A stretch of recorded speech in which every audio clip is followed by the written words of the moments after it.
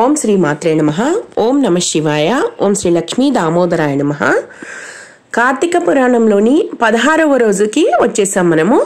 కార్తీక పౌర్ణమి మరుసటి రోజు నుంచి మళ్ళీ ప్రథమ అధ్యాయం అని చెప్పుకుంటాము. అలాగే ఇప్పటి వరకు 15 రోజుల అధ్యాయాలన్నీ మీకు తెలుసుకోవాలనుకుంటే కనుక మా ఛానల్లో అప్లోడ్ చేసి ఉంచాము. అవన్నీ మీరు విని తరించగలరని కోరుకుంటున్నాను. అలాగే ఇప్పుడు మనము 16వ రోజు అధ్యాయాన్ని ప్రారంభించుకుందాం. అందరికీ శుభం కలగాలని కోరుకుంటూ ఈ పురాణాన్ని ఈ లీలా వినోదాల్ని వినిన మహిమలు వినిన వారికి, వినిపించే వారికి విశేష పుణ్యాన్ని ఇస్తాయి. అయితే నిన్నటి వరకు చెప్పిన తర్వాత దాని కంటిన్యూషన్.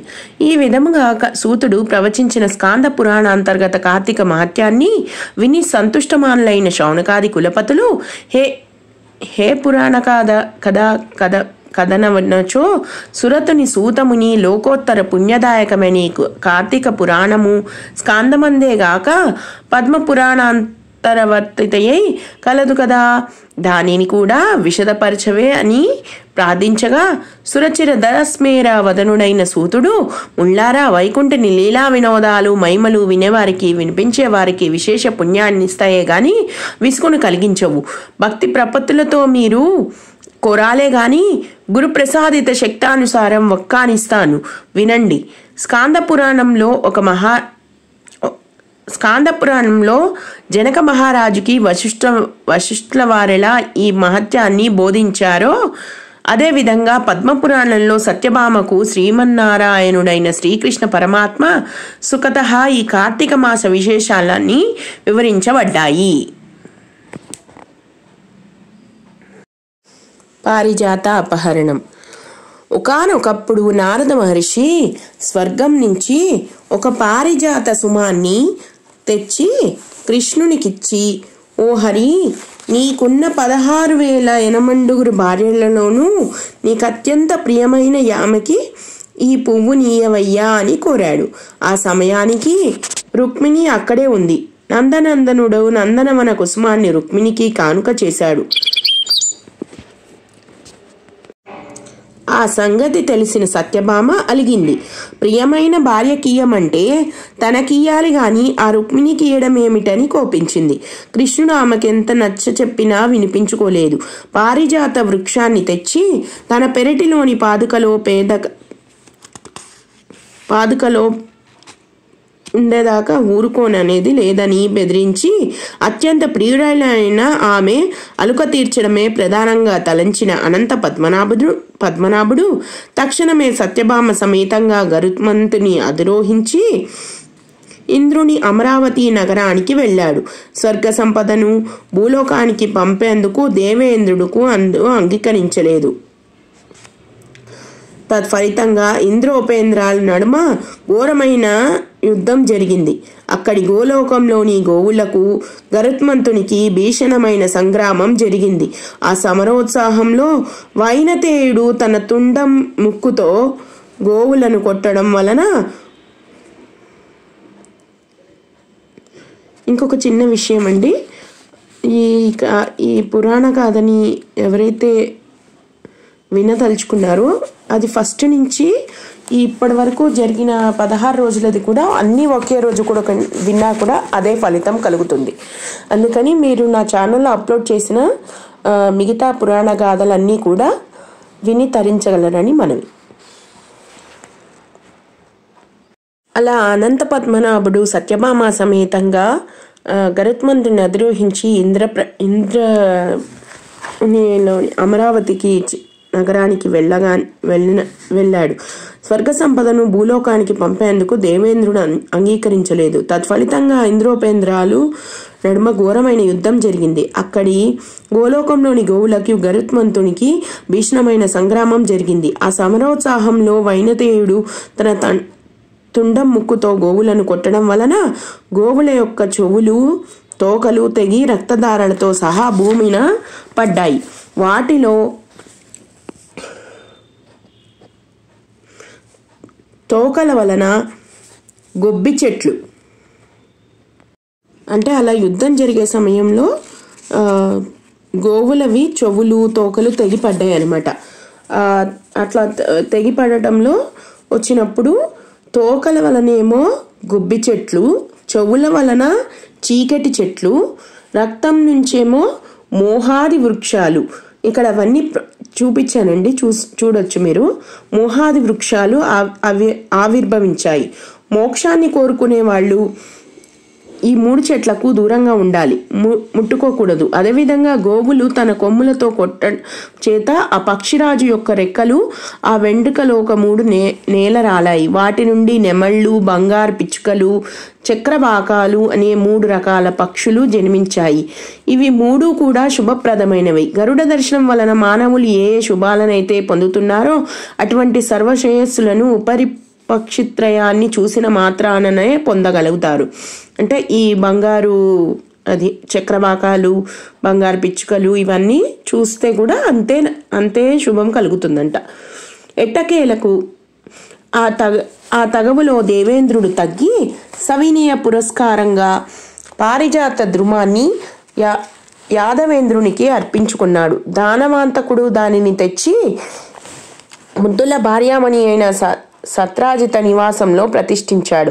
అందువలన అమితానందాన్ని పొందిన ఆ అన్నుల మిన్న తన పెనిమిటి అయిన పీతాంబరునితో చాలా ప్రేమగా ప్రసంగిస్తూ, ప్రాణప్రియ, నేనెంతైనా ధన్యురాలిని. నీ 16,000 స్త్రీలలోనూ నేనే నీకు మిక్కిలి ప్రియతమను కావడం వలన నా అందచందాలు ధన్యత్వం పొందాయి. అసలు ఈ జన్మలో నీ అంతటి వాడికి భార్యను కావడానికి, నీతో పాటు గరుడారూఢనై పొందేంత స్వర్గ సందర్శనం చేయడానికి కథలుగా చెప్పుకోవడమే తప్ప ఎవరూ ఎప్పుడూ కళ్ళారా చూసి ఎరగని కల్ప పారిజాత వృక్షాన్ని నా పేరిట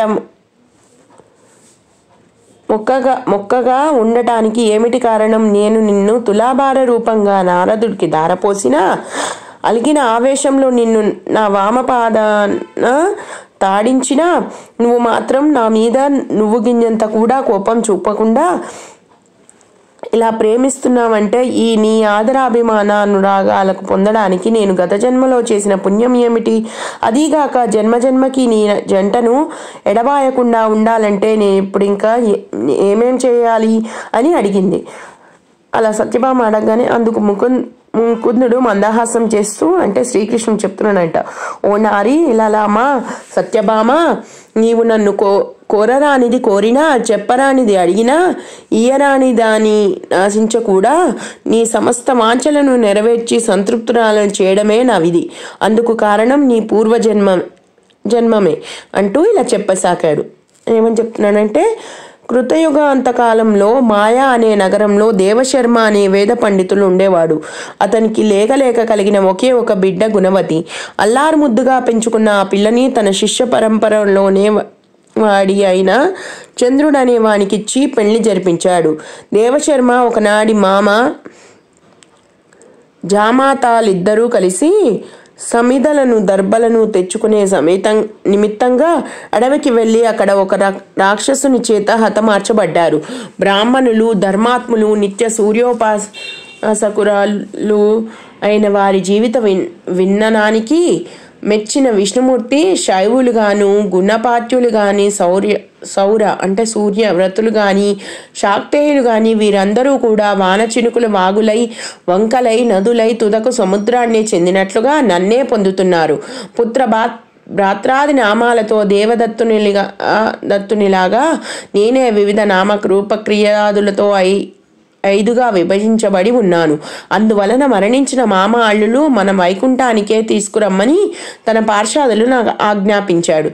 పార్షాదులు ప్రభువాజ్ఞను పాటించారు. సూర్య తేజస్ సమాకాంతులతో ఆ ఇరువురు జీవులు వైకుంఠం చేరి విష్ణు సారూప్యాన్ని పొంది విష్ణు సాన్నిధ్యంలో మసలసాగాయి. ప్రథమోధ్యాయ సమాప్తః అంటే మొదటి అధ్యాయం సమాప్తం. ద్వితీయాధ్యాయం ప్రారంభః.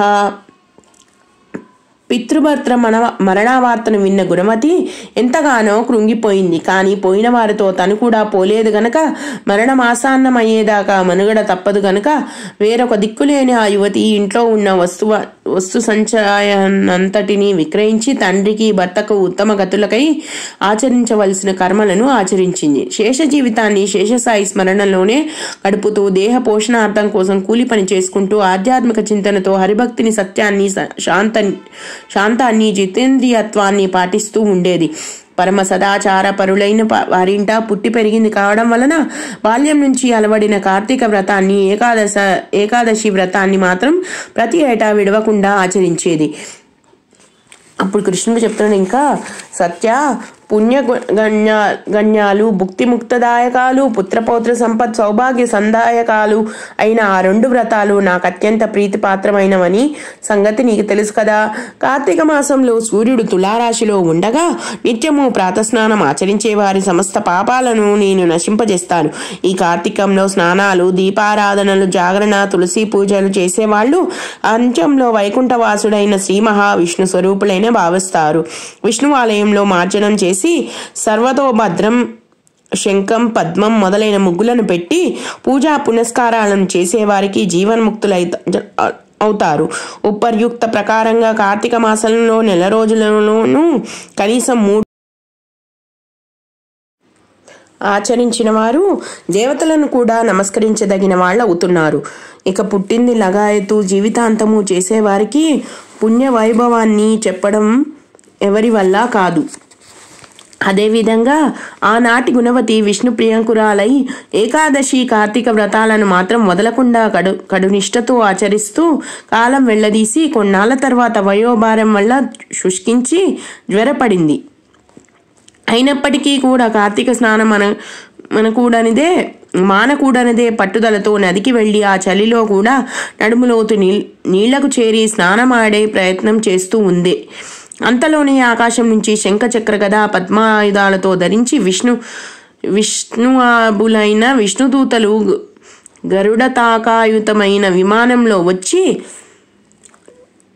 గుణవతిని అందులో చేర్చి దివ్య స్త్రీల చేత సేవలు చేయిస్తూ తమతో బాటుగా వైకుంఠానికి చేర్చారు. కార్తీక వ్రత పుణ్యఫలంగా పోగలేని అగ్నిశిఖలా ప్రకాశిస్తూ ఆమె హరిస్నానాధ్యాన్ని పొందింది. సాన్నిధ్యాన్ని పొందింది. అనంతరం శ్రీ మహావిష్ణువైన నేను దేవతల ప్రార్థన మీద దేవకి గర్భాన ఇలా కృష్ణునిలా అవతరించాను. నాతో బాటే అనేక మంది వైకుంఠవాసులు కూడా యాదవులుగా జన్మించారు. పూర్వజన్మలలోని చంద్రుడు ఈ జన్మలో అక్రూరుడయ్యాడు. అలనాటి దేవశర్మ సత్రాజిత్తుగా ప్రభవించాడు. బాల్యం నుంచే కార్తీక వ్రతం మీద, నా మీద మాత్రమే మనసు లగ్నం చేసిన గుణవతే నువ్వుగా, అంటే సత్రాజిత్తు కుమార్తెవైన సత్యభామగా ఇలా జన్మించావు. ఈ జన్మ వైభోగానికి అంతకు కారణం పూర్వజన్మలోని కార్తీక వ్రతాచరణ పుణ్యలేశమే తప్ప ఇతరం కాదు. ఆ జన్మలో నా ముంగిట తులసి మొక్కను పాతిన పుణ్యానికి ఈ జన్మలో కల్పవృక్షం నీ వాకిట వెలిసింది. ఆనాడు కార్తీక దీపారాధన చేసిన ఫలితంగా ఈనాడు నీ ఇంట వంట కూడా లక్ష్మీ కళ స్థిరపడింది. అలనాడు నీ సమస్త వ్రతాచారణ పుణ్యాలను కూడా నారాయణయేతి సమర్పయామి అంటూ జగత్పతి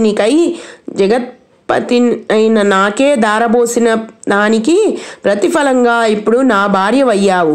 పూర్వజన్మలో జీవితాంతం వరకు కార్తీక వ్రతాన్ని విడువని భక్తికి ప్రతీక సృష్టి ఉన్నంత వరకు నీకు నా ఎడబాటు లేని ప్రేమను అనుభవిస్తున్నావు. సత్రాజిత్తు నువ్వే కాదు,